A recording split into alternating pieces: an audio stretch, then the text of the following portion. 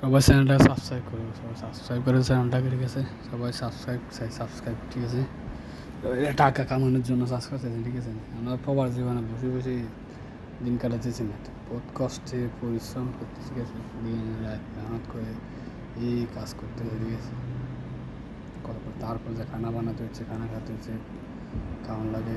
রাতে কটা বাজে, 2টা সময়, বাংলা সময় 4টে, 4:30 আবার সকালে